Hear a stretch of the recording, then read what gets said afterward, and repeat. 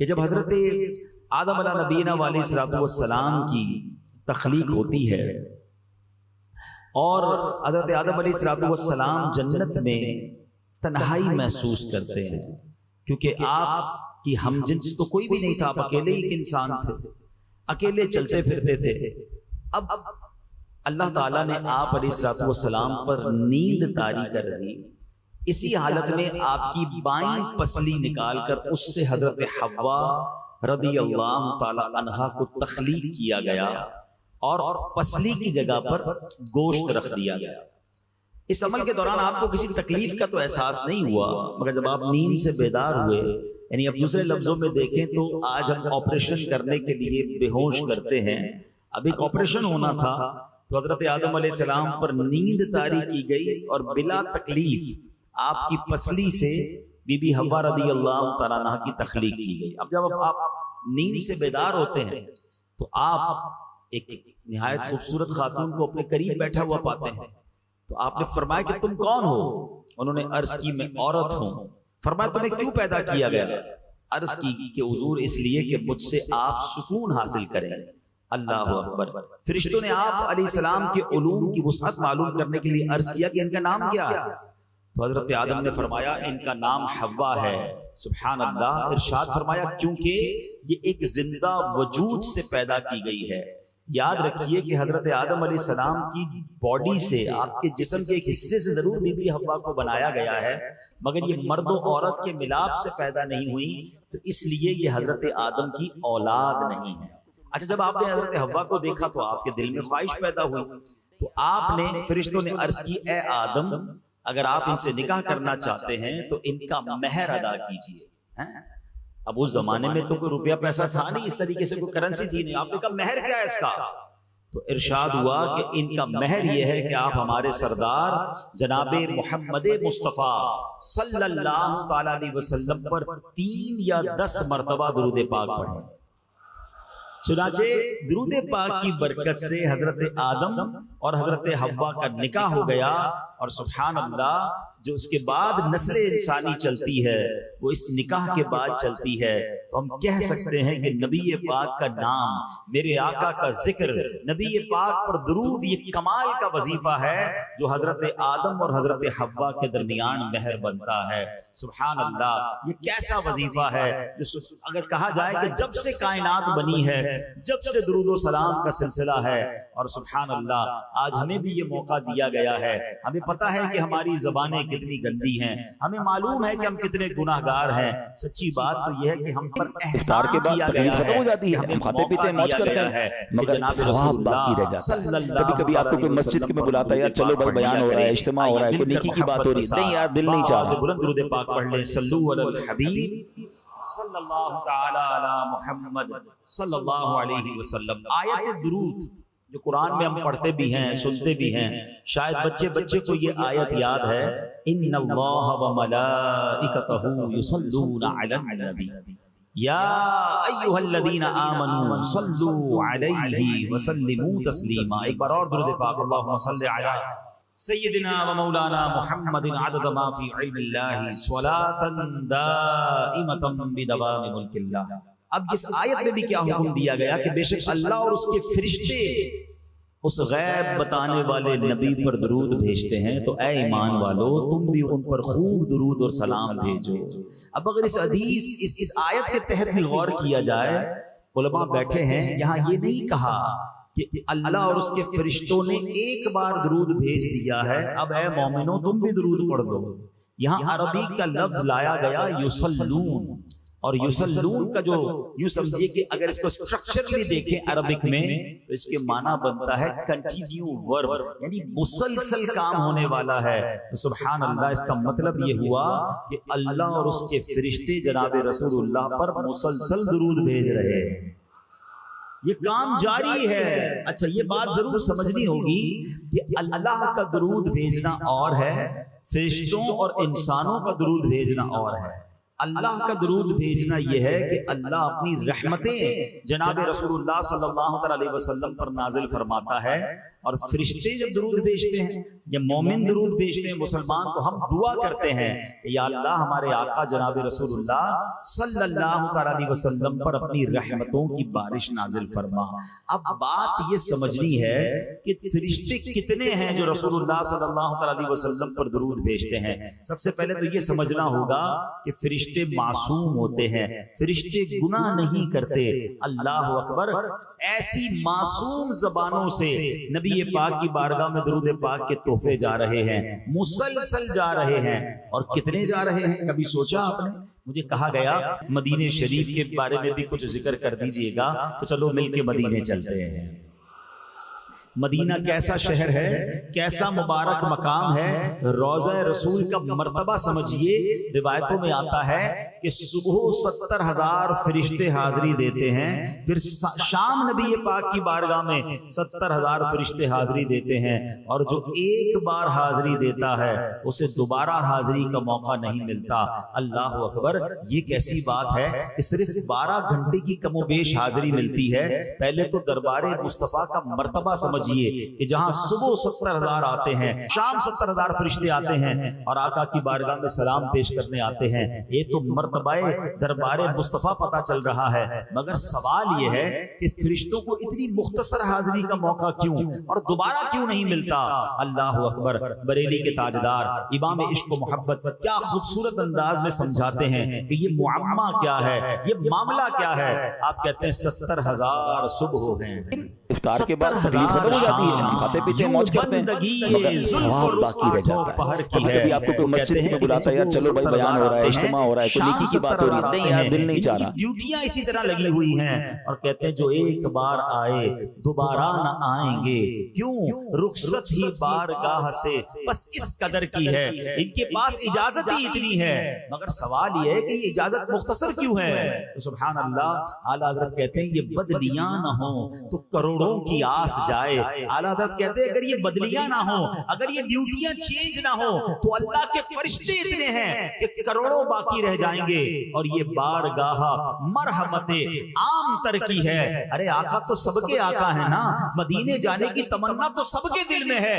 اگر فرشتوں کو یہ بدلیاں نہ کی جائیں، یہ ڈیوٹیاں چینج نہ کی جائیں، تو اللہ کے فرشتے اتنے ہیں کہ کروڑوں باقی رہ جائیں گے۔ اور آخر میں سبحان اللہ، اعلیٰ حضرت کہتے ہیں غلاموں تم پر سوچو کتنی مہربانی ہے، فرشتے تو معصوم ہیں، انہیں زندگی میں ایک بار حاضری ملتی ہے، اور گناہگاروں پر کیسا کرم ہے۔ وہ فرماتے ہیں معصوموں کو تو عمر میں صرف ایک بار معصوموں کو تو عمر میں صرف ایک بار آسی پڑے رہیں تو صلاح عمر بھر کی ہے۔ مدینہ چھوڑ کے ہم آتے ہیں، آقا نہیں بھیجتے، ہم پڑے رہے تو وہاں سے تو صلاح عمر بھر کی ہے۔ خود نبی یہ بات فرماتے ہیں کہ تم میں سے جس سے ہو سکے وہ مدینے میں مرے، کہ جو مدینے میں مرے گا میں اس کی شفاعت کروں گا۔ وہاں تو بلایا جا رہا ہے۔ ایک اور جگہ فرماتے من زار قبری وجبت لہو شفاعتی، جس نے میرے روضے کی زیارت کی اس پر میری شفاعت واجب ہو گئی۔ ارے آقا تو مدینے بلا رہے ہیں، وہ کہتے ہیں آؤ تو واپس نہ جانا، معصوموں کو تو عمر میں صرف ایک بار آسی پڑے رہے تو صلاح عمر بھر کی ہے۔ ایک اور جگہ اعلیٰ حضرت لکھتے ہیں نا، بار نہ تھے حبیب کو پالتے ہی غریب کو۔ ہم آقا پر بوجھ تھوڑی تھے جو مدینہ چھوڑ کر آتے ہیں، اعلیٰ حضرت انہیں سمجھاتے کیوں چھوڑا ہے مدینہ، بار نہ تھے حبیب کو پالتے ہی غریب کو، روئیں جو اب نصیب کو چین کا ہو گوائے کیوں۔ ارے مدینہ چھوڑ کر آ کر بس پھر آنسو ہی رہ جاتے ہیں، پھر یادیں ہی رہ جاتی ہیں۔ تو بہرحال میرے پیارے اسلامی بھائیوں، ذکر مدینہ کے ساتھ ساتھ ایک بڑی خوبصورت کیلکولیشن بھی پتہ چل گئی ہے۔ ایک دن میں کتنے فرشتے حاضری دیتے ہیں؟ 1,40,000۔ نبی پاک کو دنیا سے پردہ فرمائے ہوئے کتنے سال ہو گئے؟ تقریباً 1450 سال ہو گئے ہیں، ٹھیک ہے، تقریباً 1400 سال۔ ایک دن میں 1,40,000، 10 دن میں کتنے ہو گئے؟ 14 لاکھ، ٹھیک ہے۔ ایک مہینے میں کتنے ہو گئے؟ ہے کسی کا حساب؟ 42 لاکھ، ٹھیک ہے۔ ایک مہینے میں 42 لاکھ فرشتوں نے حاضری دی، اور ان فرشتوں نے حاضری دی جو دوبارہ نہیں آئیں گے، ٹھیک ہو گیا۔ ایک سال میں کتنے ہو جائیں گے؟ 10 سال میں کتنے ہو جائیں گے؟ 100 سال میں کتنے ہو جائیں گے؟ اور 1400 سال میں کتنے ہو جائیں گے؟ آپ کے کیلکولیٹر جواب دے جائیں گے، آپ کا کمپیوٹر جواب دے جائے گا۔ اچھا یہ تو دے چکے حاضری، سلسلہ تو روز جاری ہے نا، اور یہ حاضریاں کب تک ہوں گی؟ صبح قیامت ختم ہو جاتی ہے، ہم کھاتے پیتے ہیں، موج کرتے ہیں، کیلکولیشن سے، اس عشق والی کیلکولیشن سے آپ کو کوئی مسجد میں بلاتا ہے، چلو بھائی بیان ہو رہا ہے، اجتماع ہو رہا ہے، کوئی نیکی کی بات ہو رہی ہے، نہیں یار دل نہیں چاہ رہا۔ قرآن پاک میں رب نے خود فرمایا کہ اللہ کے لشکروں کو اللہ کے سوا کوئی اور نہیں جانتا، ہم گن بھی نہیں سکتے ہیں۔ اب ذرا سوچئے کتنے فرشتے ہیں، انکاؤنٹیبل، اتنی تعداد، اربوں نہیں، خربوں نہیں، اس سے بھی زیادہ۔ لیکن ان تمام فرشتوں کی ڈیوٹی کیا ہے؟ ان اللہ وملائکتہ یصلون علی النبی۔ سمجھ رہے ہو بات؟ ان سب فرشتوں کو ایک کام پہ لگایا ہوا ہے کہ نبی پاک پر درود پڑھتے رہنا ہے، پڑھتے رہنا ہے۔ اب سوچئے میرے آقا کو ہمارے اور آپ کے درود کی حاجت نہیں ہے، ان کے دربار میں تو ہر لمحہ، ہر سیکنڈ، کروڑوں اربوں خربوں، وہ بھی فرشتوں کی زبان سے درود پہنچ رہے ہیں۔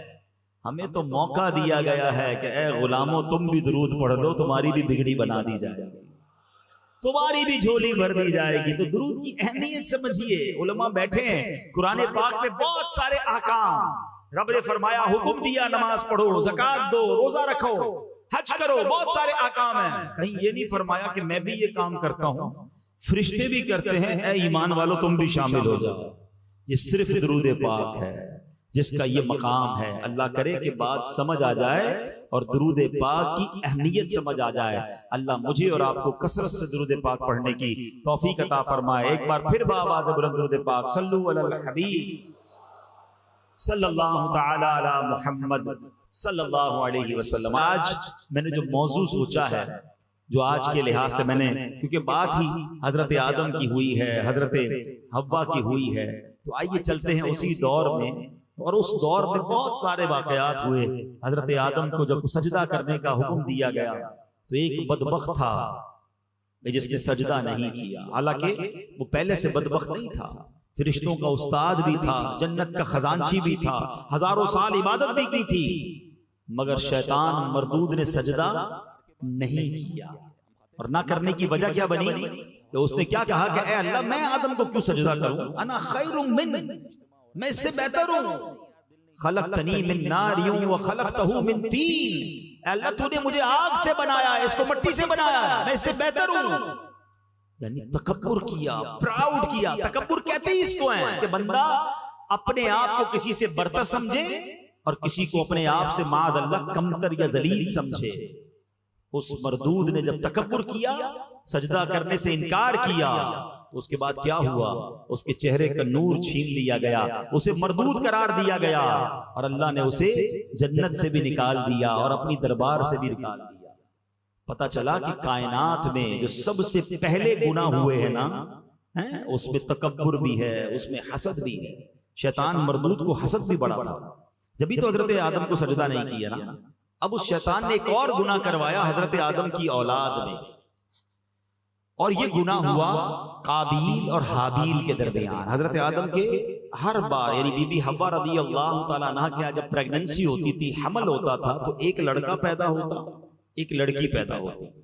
اللہ کی شان دیکھیں، اللہ نے اس نسل انسانی کو تکلیف ختم ہو جاتی ہے، ہم کھاتے پیتے ہیں، موج کرتے ہیں، مگر ثواب باقی رہ جاتا ہے۔ کبھی کبھی آپ کو کوئی مسجد میں بلاتا ہے، چلو بھائی بیان ہو رہا ہے، اجتماع ہو رہا ہے، کوئی نیکی کی بات ہو رہی ہے، نہیں یار دل نہیں چاہ رہا، تو ان کا آپس میں نکاح ہو سکتا تھا۔ یعنی مثال کے طور پہ ایک باری میں جو لڑکا اور لڑکی پیدا ہوتے وہ بھائی بہن کہلاتے تھے، مگر اگلی باری میں جو لڑکا لڑکی پیدا ہوتے وہ ان کے بھائی بہن نہیں، اس حوالے سے نہیں ہوتے تھے کیونکہ ان کا نکاح جائز تھا، اور یہ اس زمانے کی شریعت میں جائز تھا، اور اس لیے ضروری تھا کہ اسی سے نسل انسانی نے آگے بڑھنا تھا۔ اب اللہ کی شان دیکھیں کہ حضرت آدم علیہ السلام کے جو دو بیٹے تھے قابیل اور حابیل، ان کے درمیان معاملہ کیا ہوا کہ حضرت آدم علیہ السلام نے جب قابیل اور حابیل، پہلے قابیل پیدا ہوتا ہے، اچھا قابیل کے ساتھ معاملہ یہ تھا کہ اس کے ساتھ جو لڑکی پیدا ہوئی اس کا نام جو تھا وہ اکلیمہ تھا، وہ بڑی خوبصورت تھی۔ حابیل کے ساتھ جو لڑکی پیدا ہوئی اس کا نام لیوزا تھا۔ اب جب دونوں بڑے ہو گئے تو اسی شریعت کے قانون کے مطابق حضرت آدم علیہ السلام نے قابیل سے کہا کہ تمہارا نکاح لیوزا سے ہوگا اور حابیل کو کہا کہ تمہارا نکاح اکلیما سے ہوگا. قابیل کہتا ہے نہیں، میرا نکاح تو اکلیما سے ہونا چاہیے. حضرت آدم نے سمجھایا وہ تمہارے ساتھ پیدا ہوئی ہے، وہ تمہاری بہن ہے، تمہارا اس سے نکاح نہیں ہو سکتا. وہ کہتا ہے نہیں، یہ تو آپ کا بنایا ہوا اصول ہے نا، میں نے نکاح کرنا ہے تو اکلیما سے ہی کرنا. اب حضرت آدم علیہ نبینا علیہ السلام نے کہا اچھا ٹھیک ہے، ایسا کرو کہ تم دونوں بھائی اپنی اپنی قربانیاں پیش کرو، اللہ کی بارگاہ میں قربانی پیش کرتے ہیں، جس کی قربانی قبول ہو جائے گی ہم سمجھیں گے کہ اس کی بات مان لی گئی. اب کیا ہوا، اس زمانے میں صدقہ یا جو بھی پیش کیا جاتا تھا صدقہ، وہ قبول کیسے ہوتا تھا، قربانی کیسے قبول ہوتی تھی کہ آسمان سے آگ آتی تھی اور اس صدقے کو اس کو آگ لے کر چلی جاتی تھی. سرکار دو عالم علیہ السلام کی امت پر ایک اور مہربانی پتہ ہے کیا کی ہے؟ بہت ساری مہربانیوں میں ایک مہربانی یہ ہے کہ ہمارا صدقہ، ہماری قربانی ہم خود بھی استعمال کرتے ہیں، ہم آپس میں غریبوں میں بانٹ دیتے ہیں. ہماری قربانی کو آگ نہیں کھاتی، ورنہ پہلے جو بھی چیز پیش کی جاتی تھی وہ آگ لے جاتی تھی. سمجھ رہے ہیں بات کو؟ ہم آج کل کیا کرتے ہیں، صدقہ غریبوں میں بانٹ دیتے ہیں، رشتہ داروں میں بانٹ دیتے ہیں، قربانی کرتے ہیں، خود بھی کھاتے ہیں، دوسرے لوگ بھی کھاتے ہیں. ایسا نہیں تھا پہلے، یہ بھی اس امت پر مہربانی کی گئی ہے. تو بہرحال اب کیا ہوا کہ دونوں نے اپنی اپنی قربانی پیش کی. قابیل کھیتی باڑی کرتا تھا اور حابیل جو تھے وہ بکریاں چراتے تھے. تو قابیل اناج کا ایک ڈھیر اس نے رکھ دیا پہاڑ کے اوپر، اور حابیل نے ایک بکری جو تھی وہ رکھ دی. اب ایسا ہی ہوا کہ آگ آئی اور آگ آ کر بکری کو جو ہے وہ لے گئی اور قابیل کے گندم کو چھوڑ دیا گیا. اس کا مطلب یہ ہوا کہ حابیل کی قربانی قبول ہو گئی، اور حضرت آدم نے یہی فرمایا کہ اب اکلیما کا حقدار یہ ہے. اب یہ فیصلہ تو آپ نے سنا دیا، مگر اب قابیل جو بھائی تھا اس کے دل میں اپنے بھائی کے لیے حسد پیدا ہو گیا کہ یہ وہ لڑکی ہے جس سے مجھے شادی کرنی تھی، اس کو مل گئی. اور بالآخر اس حسد کی بنا پر قابیل نے حابیل کو قتل کر دیا. اس دنیا میں سب سے پہلا اگر قتل ہوا ہے تو وہ بھائی نے اپنے بھائی کا کیا ہے. اور وجہ کیا بنی؟ حسد وجہ بنی. حسد کیوں ہوا؟ ایک عورت کی وجہ سے ہوا. اس سب باتوں کو سمجھنا ہے. ایک بندہ جو ہے مردود ہو گیا تکبر کی وجہ سے، افطار کے بعد تکلیف ختم ہو جاتی ہے، ہم کھاتے پیتے ہیں، موج کرتے ہیں، مگر ثواب باقی رہ جاتا ہے. کبھی کبھی آپ کو کوئی مسجد میں بلاتا ہے، یار چلو بھائی بیان ہو رہا ہے، اجتماع ہو رہا ہے، کوئی نیکی کی بات ہو رہی ہے، نہیں یار دل نہیں چاہ رہا. بڑے فتنے ہیں جو آج بھی مسلمانوں کے دلوں میں بس رہے ہیں اور مسلمانوں کو اس کی پرواہ نہیں ہے. حدیث پاک کا مضمون ملتا ہے کہ جب تک دنیا میں کوئی بھی قتل ناحق کیا جائے گا اس کا گناہ جو ہے قتل کرنے والے کو تو ملے گا ہی، قابیل کو بھی ملے گا، کیونکہ اس نے یہ طریقہ ایجاد کیا. ایک اور بات سیکھنے کو ملی کہ جو گناہ کا طریقہ ایجاد کرتا ہے، گناہ پر لوگوں کو لگا دیتا ہے، لوگوں کو کوئی ایسا راستہ بتاتا ہے جس سے بندہ گناہ کرے، گناہ کرنے والے کو تو وہ گناہ ملتا ہے جس نے یہ راستہ بتایا، جس نے لوگوں کو لگایا. یا گناہ جاریہ اس کے لیے بھی ہوتا ہے. سیکھیں ان باتوں سے. آج کل تو مزہ آتا ہے لوگوں کو، خود بھی گناہ کرتے ہیں، دوستوں کو بھی بتاتے تم بھی کرو، فلاں چیز دیکھ کر آیا ہوں، فلاں غلط جگہ پر ہو کر آیا ہوں. اب تو سوشل میڈیا کا زمانہ ہے، خود کوئی گندی چیز، کوئی بری چیز دیکھی اس کو پھر شیئر بھی کر دیا، تم بھی دیکھو، تاکہ سارے دیکھتے رہیں اور اسے گناہ ملتا رہے. کچھ گناہ تو بڑے عجیب گناہ ہیں، گناہ بے لذت کہیے اس کو. اپنے موبائل فون میں میوزیکل ٹیون رکھیں گے، عجیب عجیب گانے. ہم کسی بندے کو فون کریں، وہ سن بھی نہیں رہا، ہمیں میوزک سنا رہا ہے. ارے بھائی تمہیں عقل نہیں ہے کہ ہر بندہ کال کرے گا، گناہ تمہیں بھی ملے گا، اس کو بھی بیچارے کو سننا پڑ رہا ہے. ایسی بہت ساری چیزیں. اپنی گاڑی کے پیچھے بے پردہ عورت کی تصویر لگا دیں گے، خود گاڑی چلا رہا ہے، پیچھے جتنے لوگ ہیں بےہودہ تصویر دیکھو، خود بھی گناہ کماؤ، مجھے بھی گناہ پہنچاؤ. کیا ہو گیا ہمیں؟ پہلے ہی گناہ ہمارے تھوڑے جو گناہ جاریہ والے کام کر رہے ہیں. اس کے برعکس سبحان اللہ، جو نیکی کے راستے پر کسی کو لگا دے، کسی کو نمازی بنا دے، کسی کو درود پڑھنے والا بنا دے، کسی کو سچے راستے پر لگا دے، سبحان اللہ، جو عمل کرے گا اس کو تو ثواب ملے گا، اور جس نے اس کام پر لگایا ہے ان سب کا ثواب بھی اسے ملتا رہے گا. مبارک ہو دعوت اسلامی والوں کو، مبارک ہو ان علماء کرام کو، مبارک ہو مسجد کے خطیب و امام صاحبان کو جو بیانات کرتے ہیں، جو درس دیتے ہیں. کتنی بڑی نیکی ہے. کوئی ایک بیان میں نمازی بن جائے، کوئی ایک بیان میں گناہ کو چھوڑ دے، کوئی ایک بیان سنے ذکر و اذکار کرنے والا، درود پڑھنے والا بن جائے، کوئی حرام روزی چھوڑ دے، کوئی ماں باپ کو ستانا چھوڑ دے. آپ نے تو اس سے یہ کام کروا دیا. انشاءاللہ وہ جب تک نیکی کرتا رہے گا اس کو تو ثواب ملے گا، جس نے یہ کام بتایا سکھایا تھا انشاءاللہ اسے بھی ثواب ملتا رہے گا. ایک بزرگ کے بارے میں آتا ہے، وہ کہتے ہیں لوگوں کو مجھے روزانہ 25 نمازوں کا ثواب ملتا ہے. لوگوں نے کہا حضرت ہم تو 5 نمازیں پڑھتے ہیں، ہمیں 5 نمازوں کا ثواب ملتا ہے، آپ کو 25 کا کیسے ملتا ہے؟ فرمایا 5 اپنی نمازیں پڑھتا ہوں، 4 غیر نمازیوں کو نمازی بنا دیا ہے، وہ نماز پڑھتے ہیں ان کا ثواب بھی مجھے ملتا ہے. کتنا پیارا کاروبار ہے، کیسی زبردست یہ نیکی ہے. اللہ کرے یہ بات سمجھ آ جائے. دعوت اسلامی والے آپ کو بار بار کہتے ہیں نا مدنی قافلوں میں سفر کیا کریں، ہمارے ساتھ چلیں اجتماع کے اندر، یہ بہت اچھی نیکی ہے. سایہ جایا کریں ان کے ساتھ مدنی قافلوں میں. کبھی آپ کسی کو نماز کی دعوت دیں گے، کسی کو فجر کے لیے اٹھائیں گے، کسی کو انشاءاللہ اجتماع میں لائیں گے، ہمیں نہیں پتا ہم کسی کو لے کر آ رہے ہیں اور وہ جناب گناہوں کو چھوڑ دے، نیکیوں پر عمل کرنے والا بن جائے، آپ کے ثواب کا میٹر جاری ہو جائے گا. تو چلیں آج یہ نیت کر لیں کہ زندگی بھر انشاءاللہ گناہ جاریہ والے کام سے اپنے آپ کو بچائیں گے انشاءاللہ، اور کوشش کریں گے کہ صدقہ جاریہ والے کاموں میں حصہ ملائیں گے انشاءاللہ. اب کیا ہوا، قابیل نے ختم ہو جاتی ہے، ہم کھاتے پیتے موج کرتے ہیں، مگر ثواب باقی رہ جاتا ہے. کبھی آپ کو کوئی مسجد میں بلاتا ہے، یار چلو بھائی بیان ہو رہا ہے، اجتماع ہو رہا ہے، کوئی نیکی کی بات ہو رہی ہے، نہیں یار دل نہیں چاہ رہا. اس وقت تک تو دنیا میں کوئی مرا ہی نہیں تھا. اب اس نے کیا کیا، اپنے بھائی کی لاش کاندھے پر اٹھا کر کئی دنوں تک گھومتا رہا، کروں کیا اس لاش کا. تو پھر اللہ کی شان دیکھیں، قرآن پاک میں یہ واقعہ موجود ہے کہ اللہ کریم نے 2 کوے بھیجے، ان کی آپس میں لڑائی ہوئی اور ایک کوے نے دوسرے کوے کو مار دیا. جب وہ مر گیا تو پنجے سے زمین کھود کر اس کوے نے دوسرے کوے کو زمین میں دبا دیا. تو قابیل کو پتا چلا کہ اچھا لاش کو دفنایا جاتا ہے. اب اس نے اپنے بھائی کو دفنایا مگر اس کے چہرے کا نور چھن گیا، وہ بڑی عجیب و غریب آفت میں مبتلا ہوا اور آخرکار وہ بھی دنیا سے چلا گیا. تو اے میرے پیارے اسلامی بھائیوں، جو بات میں سمجھانا چاہتا ہوں، جو میسج میں آج دینا چاہتا ہوں کہ ان 2 بڑی برائیوں سے اپنے آپ کو ہمیشہ بچائیے گا. ایک ہے تکبر اور ایک ہے حسد. یہ اتنی خطرناک بیماریاں ہیں جو انسان کو برباد کر دیتی ہیں. تکبر کرنے والوں کے بارے میں آتا ہے، بچپن سے ایک حدیث آپ نے بھی سنی ہے، میں نے بھی سنی ہے. حدیث پاک کا مضمون ہے کہ جس کے دل میں رائی کے دانے کے برابر تکبر ہوگا وہ جنت میں نہیں جائے گا. رائی کا دانہ کتنا ہوتا ہے؟ اتنا سا دانہ ہوتا ہے، جیسے سونف نہیں ہوتی، اتنا. مجھے بتاؤ اتنے دانے کے مطابق تکبر ہوگا وہ جنت میں نہیں جائے گا. جس کا پورا دل ہی تکبر سے بھرا ہوگا اس کا کیا حال ہوگا؟ شیطان نے ایک ہی بار تکبر کیا نا، کہا میں اس سے بہتر ہوں، انا خیر من. اور جو روز تکبر کرتا ہے اس نے ایک بار تکبر کیا وہ برباد ہو گیا، اور جو روز تکبر کر رہا ہے اس کا کیا حال ہوگا؟ تو پلیز اپنے آپ کو اس سے دور رکھیے. اور تکبر کیا ہے؟ کسی کو اپنے سے کمتر سمجھنا. اچھا بعض اوقات جب بھی تکبر کی بات ہوتی ہے نا تو ذہن میں بات یہ آتی ہے تکبر تو پیسے والے کرتے ہیں، ہم تو غریب لوگ ہیں. نہیں، یہ بھی شیطان کا بار ہے، ہمیں علم نہیں سیکھنے دیتا. تکبر یقیناً مالدار لوگ بھی کرتے ہیں، مگر علماء نے تکبر کے 8 اسباب لکھے ہیں. ہاں، اس میں سب سے پہلا سبب پتہ ہے کیا ہے؟ وہ ہے علم. ہاں، علم بھی تکبر لاتا ہے. کیوں؟ جب بندہ عالم بن جائے یا بہت ساری نالج آ جائے وہ دوسروں کو حقیر سمجھنے لگتا ہے. میرے پاس تو اتنا کچھ ہے، اس کو تو آتا ہی کچھ نہیں ہے. تو یہی تو تکبر ہے نا کہ اس کو کچھ نہیں آتا، مجھے سب آتا ہے.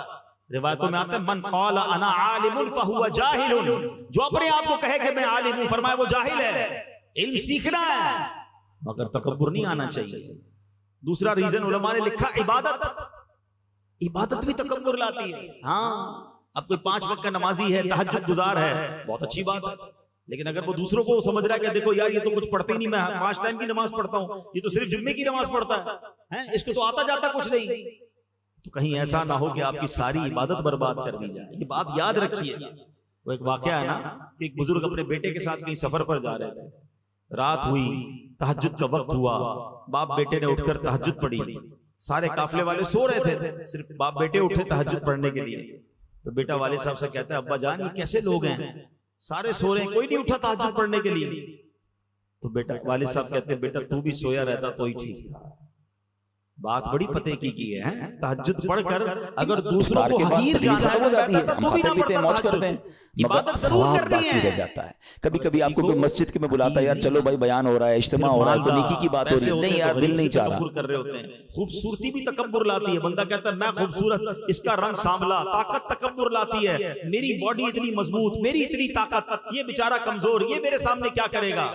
اقتدار تکبر لاتا ہے، کسی کو سیٹ مل جائے وہ سمجھتا ہے باقی کی حیثیت ہی کوئی نہیں، مسل کے رکھ دوں گا۔ یہ اقتدار پر، دولت پر، خوبصورتی پر، طاقت پر تکبر کرنے والوں کبھی اترانا نہیں، رب جب چاہے یہ سب واپس لے سکتا۔ ہم نے بڑے بڑے خوبصورتی والوں کو ایسی ایسی بیماریوں میں پڑتے دیکھا کہ چہرہ دیکھنے کے قابل نہیں رہا۔ بڑے بڑے طاقتور پہلوانوں کو بستر پر پڑتے دیکھا کہ اپنے پیروں پہ کھڑے نہیں ہو سکتے۔ بڑے بڑے مالداروں کو راتوں رات کنگال ہوتے دیکھا ہے۔ بزرگوں سے پوچھو یہ جن کی زندگی گزری انہوں نے دیکھے ہوں گے ایسے کہ زکوٰۃ دینے والا دنوں کے اندر زکوٰۃ لینے والا بن جاتا ہے۔ کبھی بھی اترانا نہیں ہے۔ ہاں وَتُعِزُّ مَن تَشَاءُ وَتُذِلُّ مَن تَشَاءُ بِيَدِكَ الْخَيْرُ۔ جب بھی اللہ نے کوئی نعمت دینا اللہ سر جھکا رہے، عاجزی کہ اللہ تیری مہربانی، مجھ جیسے گناہگار کو تو نے مال دے دیا ہے، مجھ جیسے خطاکار کو اتنی اچھی شکل دی، مجھ جیسے خطاکار کو اتنا بڑا نام شہرت دے دی۔ تکبر نہیں کہ دانا خاک میں مل کر گلے گلزار ہوتا، اترانے والا گھمنڈ کرنے والا بربادی ہوتا ہے۔ اللہ کرے یہ بات سمجھ آ جائے کہ تکبر اس کائنات میں ہونے والے سب سے اولین گناہوں میں سے گناہ ہے، اور اس کا نتیجہ بربادی ہے۔ روایتوں میں آتا ہے تکبر کرنے والے کو قیامت کی دن چوٹیوں کی شکل میں لایا جائے گا اور لوگ ان کے اوپر سے چلتے ہوئے گزر رہے ہوں گے۔ یہ جو بڑے بڑے تکبر کرتے نا، غریب آدمی کو قریب نہیں آنے دیتے، کبھی بھی نہ کیجیے گا ایسے۔ بلکہ مشورہ دوں گا کہ جس کو کوئی منہ نہ لگائے، جس کو کوئی قریب نہ بٹھائے، آپ اس کو اپنے قریب بٹھایا کریں، پیار دیا کریں، انشاءاللہ اس کی دعا لگ گئی تو تمہارا بیڑا پار ہو جائے۔ ہاں بعض اوقات مسجد کے خادم سے کوئی ہاتھ نہیں ملاتا، ہمارے دفتر میں کوئی چوکیدار ہو جو بیچارہ سب کا دروازہ کھول رہا ہے، اس کو کوئی سلام ہی نہیں کرتا، رک جائیں پہلے اس کو سلام کریں۔ مسجد کے خادم کو کبھی سینے لگا لیں۔ سچی بتاؤں کبھی کبھی تو ایسے لوگ رو پڑتے ہیں کیونکہ ان کو کتنا عرصہ ہوا کسی نے طبیعت بھی نہیں پوچھی ہوتی ہے، سینے بھی کوئی نہیں لگاتا ہے انہیں۔ کبھی کبھی آپ نے دیکھا ہوگا نمازیوں میں کوئی ایسا بندہ ہوتا ہے جس کے بیچارے کے ہاتھ پیر ٹھیک نہیں ہوتے، معذور نہیں ہوتے، جس طرح کبھی کبھی ان کی رال بھی ٹپک رہی ہوتی ہے، ہاتھ پیر بھی ٹیڑھے ہوتے ہیں، وہ چل بھی صحیح نہیں پا رہے ہوتے ہیں، مسجد میں ہاتھ بھی کوئی نہیں ملاتا، اگر اس سے ہاتھ ملاؤں گا تو میرا ہاتھ گندا ہو جائے گا۔ نہیں نہیں نہیں، یہ لاٹری ہے بندہ، میں صحیح بتا رہا ہوں، جا کر اس کو سینے لگا لو، اس سے دعائیں لے لو، کیونکہ شاید کئی مہینوں سے کسی نے اس کو سلام نہیں کیا ہوگا، یہ رو پڑے گا تمہارے سامنے، لیکن کیا پتا اس کے دل سے ایسی دعا نکلے گی کہ تمہارے کتنے بگڑے کام سنور جائے۔ نبی پاک اپنے غلاموں کے گھر جاتے تھے، پیارے آقا غلاموں کو ساتھ بٹھا کے کھانا کھلاتے، اپنی سواری پر اپنے غلاموں کو بٹھاتے تھے۔ ہم کہتے ہیں میرا ملازم میرے ساتھ بیٹھ کر کھانا کھائے گا، میری آپ کی اوقات کیا ہے؟ اگر آج جو دیا ہے وہ رب نے دیا ہے، کبھی اترانا نہیں۔ انشاءاللہ آپ عاجزی کر کے دیکھیں، اللہ آپ کی عزتوں میں اور اضافہ فرمائے گا۔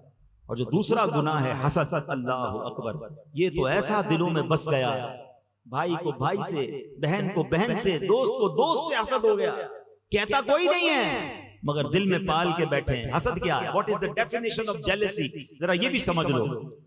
افطار کے بعد تکلیف ختم ہو جاتی ہے، ہم کھاتے پیتے ہیں، موج کرتے ہیں، مگر ثواب باقی رہ جاتا ہے۔ کبھی کبھی آپ کو کوئی مسجد میں بلاتا ہے، یار چلو بھائی بیان ہو رہا ہے، اجتماع ہو رہا ہے، کوئی نیکی کی بات ہو رہی ہے، نہیں یار دل نہیں چاہ رہا۔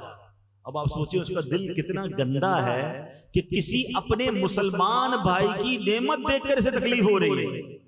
اچھا اس میں پتہ ہے یہ کتنا بڑا گناہ ہے؟ حدیث پاک میں آیا کہ حسد وہ بیماری، حدیث کا مضمون ہے، جو ایمان کو مونڈنے والی بیماری ہے۔ حسد ایمان کو ایسے برباد کرتا ہے جیسے سرکہ جو ہے وہ شہد کو برباد کرتا ہے، سرکے کو شہد میں ڈالے شہد خراب ہو جائے، فرمایا ایمان ایسے خراب ہو جائے گا جس کے دل میں حسد ہوگا۔ اللہ اکبر، فرمایا حسد نیکیوں کو ایسے کھا جاتا ہے جیسے آگ لکڑیوں کو کھا جاتی ہے۔ سردیوں میں لکڑیاں جلاتے ہو نا، کیا ہوتا ہے تھوڑی دیر کے بعد؟ لکڑیاں ختم، خاک۔ فرمایا نیکیاں ایسے جل کر ختم ہو جاتی ہیں۔ کتنی بڑی بے وقوفی ہے کہ میں روزے بھی رکھوں، نماز بھی پڑھوں، تلاوت بھی کروں، اور اس کے بعد حسد کر کے اپنی نیکیوں کو خود ہی آگ لگا دوں۔ اور آج یہی ہو رہا ہے۔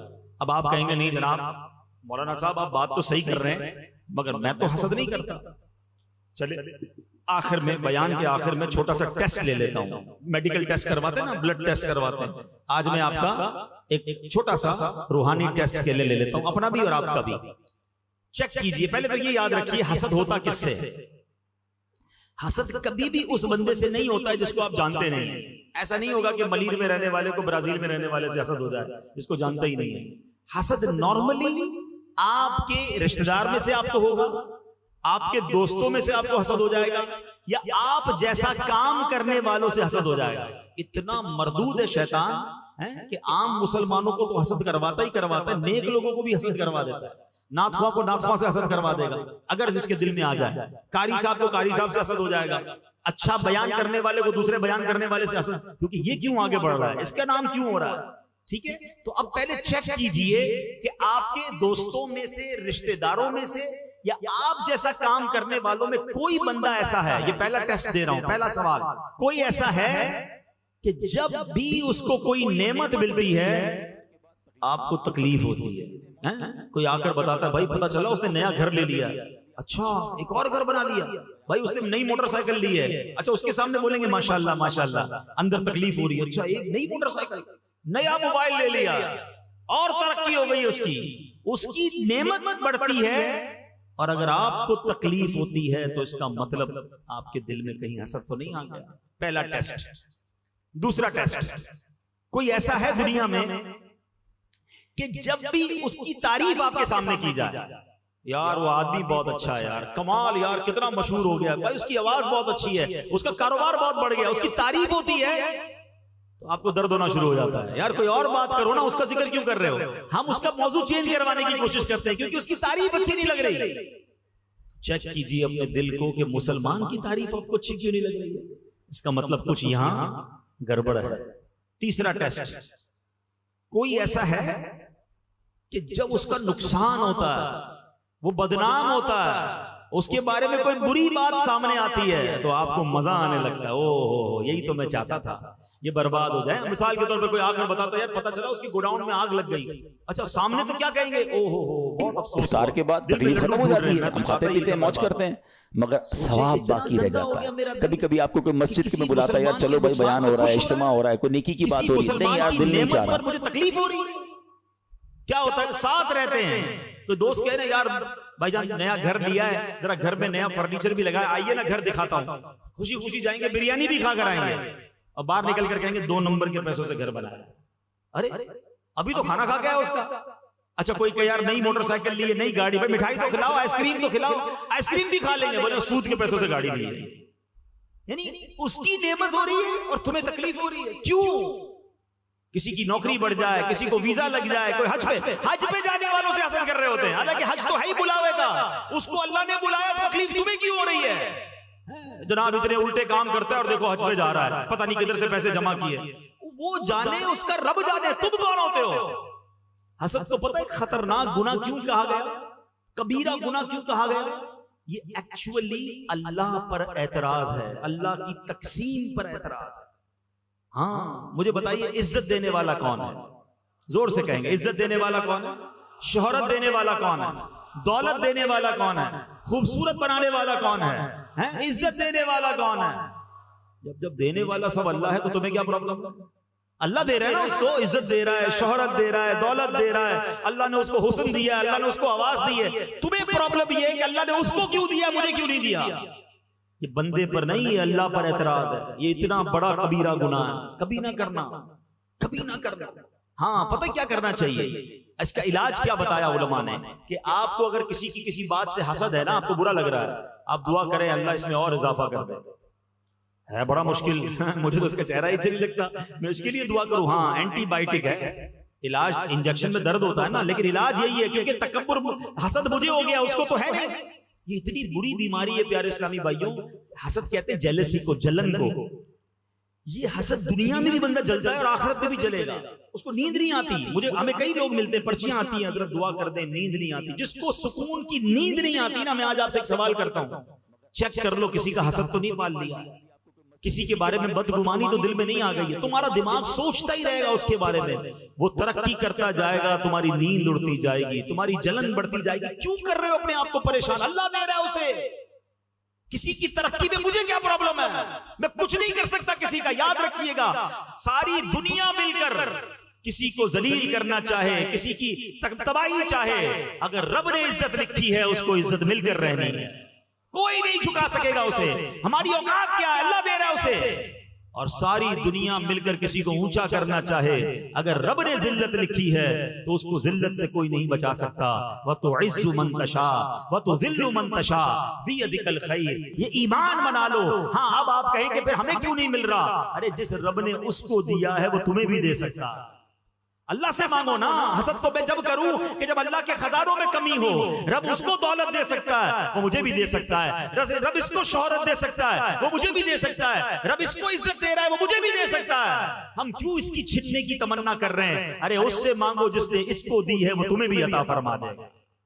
اس کو ایک آسان لفظوں میں بات اپنی ختم کرنے لگا ہوں تاکہ اللہ کرے یہ کانسیپٹ سمجھ آ جائے اور دماغ سے دل سے یہ حسد کی بیماری نکل جائے. مثال کے طور پر ہمارے جنید بھائی آپ کو مسجد میں بلاتا ہے, یار چلو بھائی بیان ہو رہا ہے, اجتماع ہو رہا ہے, کوئی نیکی کی بات ہو رہی ہے, نہیں یار دل نہیں چاہ رہا. 1000 کے نوٹ, 50,000 کی گڈی. جنید بھائی یہ پیسے لیں اور یہاں سے بانٹنا شروع کریں, سب کو 1000 روپے دے. کیا ہوگا پتہ ہے؟ جیسے جنید بھائی بانٹنے لگیں گے نا, تھوڑی دیر کے بعد یہاں والے بندے اٹھیں گے اور آگے بڑھیں گے کہ میں جنید بھائی سے فوراً لے لوں, کیونکہ عبدالحبیب بھائی نے کہا تھا 50,000 ہیں اور بندہ تو ادھر کئی 100 بیٹھے ہوئے ہیں. یہ 50 کے بعد تو نوٹ ختم ہو جائیں گے. جنید بھائی بانٹیں گے اور ہماری باری نہیں آئے گی, تو کچھ لوگ آگے بڑھیں گے اور جنید بھائی کے ہاتھ سے چھیننے کی کوشش کریں گے کہ 50,000 ختم ہونے سے پہلے ہمیں بھی مل جائیں. ایسا ہی ہے نا, کیونکہ ہمیں یہ خوف ہوگا کہ ان کے پاس تو ہیں 50,000. سبحان اللہ. اب بات ذرا سمجھ لو, جنید بھائی کے پاس 50,000 تھے جو ختم ہو جائیں گے, اس لیے ادھر والوں کو ٹینشن ہونا سمجھ آتا ہے. میرے رب کے خزانے نہ ختم ہونے والے ہیں, اس کے کرم کے خزانے ختم ہونے والے نہیں ہیں. وہ اگر کسی کو بانٹ رہا ہے تو تمہیں کیا ٹینشن ہے؟ اس رب سے کہو نا, یا اللہ اس کو اور دے دے اور مجھ گناہگار پر بھی کرم فرما دے, مجھے بھی دے دے. حسد کیوں کروں میں؟ اللہ کے خزانے بھرے ہوئے ہیں. ہم حسد کر کے اپنے ہی نقصان کر رہے ہیں, اللہ کو اور ناراض بھی کر رہے ہیں. حسد کرنے والے کو نہیں ملتا, سب کا بھلا سوچنے والے کا بھی بھلا ہو جاتا ہے. ایک جملہ آج یاد کر جاؤ, انشاءاللہ زندگی پرسکون ہو جائے گی. بزرگان دین سے سنا تھا, سب کا بھلا سب کی خیر, سب کے بھلے میں اپنی خیر. مل کے دوہرا لو, سب کا بھلا سب کی خیر, سب کے بھلے میں اپنی خیر. بھلا سوچو. آپ کو کوئی آ کر کہے نا, ارے بھائی اس نے نیا گھر بنایا, اللہ اس کو اور دے. کوئی کہے یار اس کی عزت بہت بڑھ گئی, ہمارے ملیر میں رہتا تھا, محلے میں کوئی نہیں جانتا تھا, آج سوری دنیا میں لوگ اس کو جانتے ہیں. یا اللہ اس کی عزت میں اور اضافہ کر, اے اللہ اس کی دولت میں اور اضافہ. سب کا بھلا سوچو یار, حسد کیوں کرنا ہے؟ اور اللہ سے مانگو, اے اللہ مجھے بھی دے دے. جب آپ کا دل صاف ہو جائے گا نا تو سبحان اللہ, یہ دل اللہ کی رحمت سے نور علی نور ہو جائے گا. اللہ کرے آج کے اس بیان میں ان 2 بلاؤں سے ہم بچنے میں کامیاب ہو جائیں. تکبر کو کبھی قریب مت آنے دینا, عاجزی کا پیکر بننا. میرے آقا تو وہ ہیں, سر عرش پر ہے تیری گزر, دل فرش پر ہے تیری نظر, ملکوت و ملک میں کوئی شے نہیں وہ جو تجھ پہ عیاں نہیں. اتنا بڑا مرتبہ ہے کہ جب آپ جنت میں جاتے ہیں تو جنت سجائی جاتی ہے, آپ کو مہمان منایا جاتا ہے. حضرت جبریل امین آ کر آپ کے قدموں کو بوسہ دے کر آپ کو براق کی سواری پر بٹھا کر معراج کو لے جاتے ہیں. یہ مرتبہ ہے جناب رسول اللہ کا. مگر سبحان اللہ, عاجزی کا عالم یہ ہے کہ کبھی جو کی موٹی روٹی تو کبھی کھجور پانی. تیرا ایسا سادہ کھانا مدنی مدینے والے ہے, چٹائی کا بچھونا کبھی خاک کہیں پہ سونا, کبھی ہاتھ کا سرہانا. مدنی مدینے والے تیری سادگی پہ لاکھوں, تیری عاجزی پہ لاکھوں ہو سلام عاجزانہ. مدنی مدینے والے اتنا بڑا مرتبہ ہو کر اپنے غلاموں کے ساتھ بیٹھ کر کھانا کھاتے, ان کو اپنی سواری پر سوار کرتے. میں اور آپ تو ان کے جوتے مبارک کی, نالین مبارک کی لگے ہوئے خاک کے ذرے کے برابر بھی نہیں ہیں. ہم کس لیے اتراتے ہیں, ہم کس بات پر گھمنڈ کرتے ہیں؟ اللہ نبی پاک کی عاجزی کا صدقہ ہم سب کو نصیب فرما دے. اور پھر حسد کو قریب نہیں آنے دیں, آپ پرسکون ہو جاؤ گے. آپ کسی کا حسد کر کے بگاڑ نہیں سکتے, یاد رکھیے گا. جس سے حسد ہے نا, آپ کو اس کو کچھ نہیں جاتا, ہمارا ہی ہے, ہمارا ہی ہو رہا ہے, ثواب باقی رہ جاتا ہے. کبھی کبھی آپ کو کوئی مسجد میں بلاتا ہے, یار چلو بھائی بیان ہو رہا ہے, اجتماع ہو رہا ہے, کوئی نیکی کی بات ہو رہی ہے, نہیں یار دل نہیں چاہ رہا. سوچیں, اچھا سوچیں. آخر میں حسد کا علاج بتا دیتا ہوں. تکبر اور حسد دونوں کا علاج لے جاؤ. بیماری ہے نا, بیماری کا علاج بھی تو ہونا چاہیے. سب سے اچھا علاج یہ ہے کہ بندہ دعا کرے.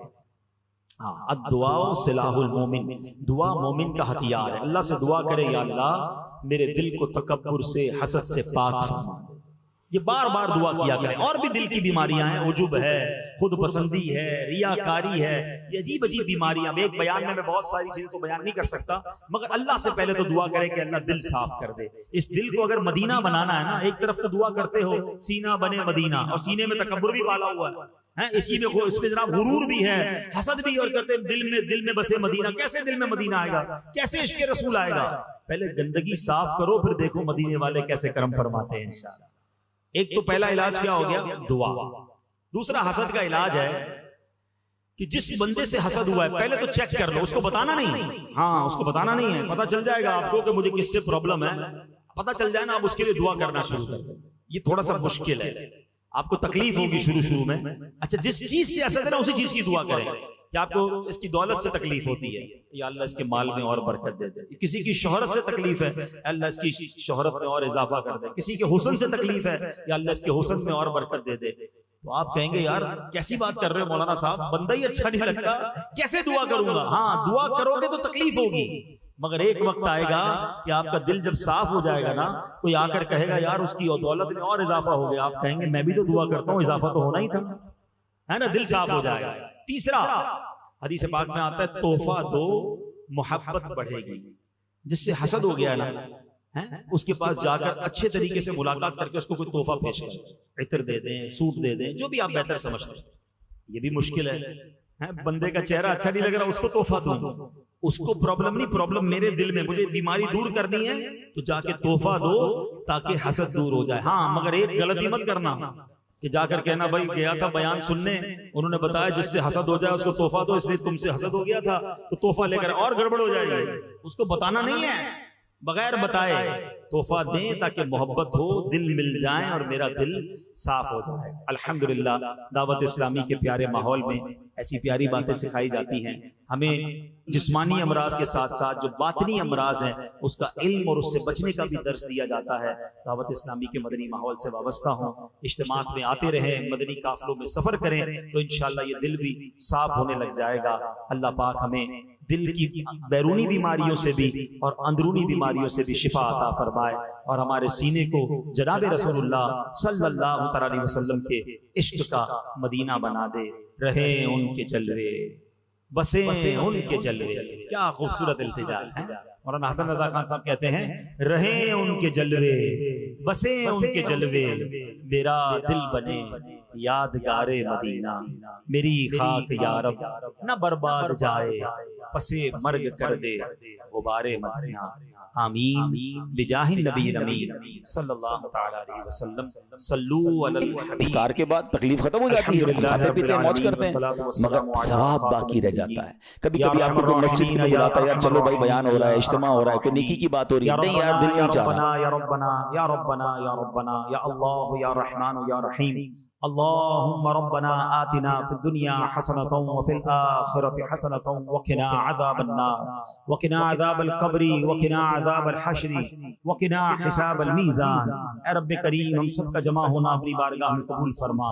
اے اللہ ہم سب کی تمام صغیرہ کبیرہ گناہوں کو معاف فرما. ہماری ہمارے والدین کی، نبی پاک علیہ الصلوۃ والسلام کی، ساری امت کی بخشش فرما. اے اللہ ہماری زندگی میں جو ٹوٹے پھوٹے نیک اعمال ہیں نبی پاک صلی اللہ تعالی علیہ وسلم کی بارگاہ میں ہدیۃً تحفۃً عقیدۃً پیش کرتے ہیں، قبول فرما. پیارے آقا کے وسیلہ جلیلہ سے تمام انبیاء کرام، صحابہ کرام، تابعین، تبع تابعین، اولیاء کاملین، بالخصوص شیخ عبد القادر جیلانی رحمۃ اللہ تعالی علیہ کی بارگاہ میں پیش کرتے ہیں، قبول فرما. تمام مسلمین، تمام مسلمات ان کی روح کو پیش کرتے ہیں، قبول فرما. ہم سب کے والدین میں سے کوئی ایک رشتہ دار دنیا سے چلے گئے، اے اللہ ہم سب کی ارواح کو پیش کرتے ہیں، قبول فرما. اے اللہ تمام سرکار علیہ الصلوۃ والسلام کی امت کو پیش کرتے ہیں، قبول فرما. آج کے اس اجتماع کو ہم سب کی مغفرت کا ذریعہ بنا. اے اللہ جو آج بیان سنا اسے یاد رکھنے، عمل کرنے، دوسروں تک پہنچانے کی توفیق عطا فرما. ہمارے دلوں کو حسد سے پاک کر دے، تکبر سے پاک کر دے، ریاکاری سے پاک کر دے، خود پسندی سے پاک کر دے. اے اللہ ہمارے سینوں کو نبی پاک کے عشق کا مدینہ بنا دے. اے اللہ جتنے بیمار ہیں انہیں شفا عطا فرما. کئی لوگوں نے پرچیاں دی ہیں، پیغام بھجوائے ہیں، اے اللہ تو سب کے نام بھی جانتا ہے اور کام بھی جانتا ہے. آج سب کی جھولیاں بھر دے. اے اللہ جو پریشان حال ہیں ان کی پریشانیاں دور فرما. بے اولادوں کو نیک اور صالح اولاد عطا فرما. جو قرضوں میں ڈوبے ہیں اللہ ان کے قرضے اتر جائیں. اے کریم آج ہم سب کی جھولیاں بھر دے. سب کے رزق حلال میں، کاروبار میں برکتیں اور وسعتیں عطا فرما. ہم سب کی جان، مال، عزت، آبرو، آل اور اولاد، دین اور ایمان کی حفاظت فرما. اے کریم فلسطین کے مسلمانوں کی غیب سے مدد فرما. عالم اسلام کا بول بالا فرما. اللہ اللهم ربنا تقبل منا انك انت السميع العليم وتب علينا يا مولانا انك انت التواب الرحيم وافوض امري الى الله ان الله بصير بالعباد لا اله الا انت سبحانك انی کنت من الظالمین ببرکت ان اللہ وملائکتہ یصلون علی النبی یا ایہا الذین آمنوا صلوا علیہ وسلموا تسلیما اللہم صل علی سیدنا ومولانا محمد طب القلوب ودوائها وعافیت الابدان وشفائها ونور الابصار وضیائها وعلى آلہ وصحبہ وبارک وسلم. جب دمیں واپسی ہو یا اللہ سامنے ہو روضہ رسول اللہ اور لب پہ ہو لا الہ الا اللہ محمد رسول اللہ.